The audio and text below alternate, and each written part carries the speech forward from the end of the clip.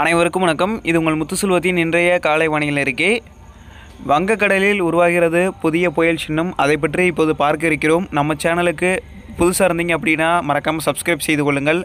வானிலை சார்ந்த உண்மையான செய்திகளுக்கு மறக்காமல் அனைவருமே சப்ஸ்கிரைப் செய்து கூட இருக்கக்கூடிய அந்த பெல் ஐக்கன் மீது கையை வைத்து ஆல் என்கின்ற பெல் பட்டன் தொட்டு சப்ஸ்கிரைப்டாக மாற்றிக்கொள்ளுங்கள். தற்போது நிலவி வரக்கூடிய காற்று சுழற்சி வலுவாக நீடித்து கொண்டிருக்கிறது. இது அரபிக்கடலை நோக்கி நகர்வது வரைக்கும் நம்மளுக்கு தொடர்ந்து மழைதான். அது நகர்ந்த பின்னர் குறிப்பிட்டு 7ஆம் தேதி வரையிலும் தமிழகத்திற்கு இடியுடன் கூடிய கனமழை வரை பெய்ய இருக்கிறது. 7ஆம் தேதி ஆந்திர கடலோரம் மற்றும் வடமேற்கு வங்கக்கடல் பகுதியில் குறைந்த காற்றழுத்தம் ஒன்று உருவாகி அது காற்றழுத்த தாழ்வு பகுதி அல்லது புயல் சின்னம் இந்த அளவில் தீவிரமடைவதற்கான வாய்ப்புகள் என்பது இருக்கிறது. இதனால் மீண்டும் ஒரு குறிப்பிட்ட ஒரு 5லிருந்து 8 நாட்களுக்கு தமிழக மேற்கு தொடர்ச்சி மலை மாவட்டங்களில் தென்மேற்கு பருவமழை செப்டம்பர் மாதத்தில், அதாவது வழக்கமாக செப்டம்பர் மாதத்தில் தான் உச்சகட்டத்தில் இருக்கும்.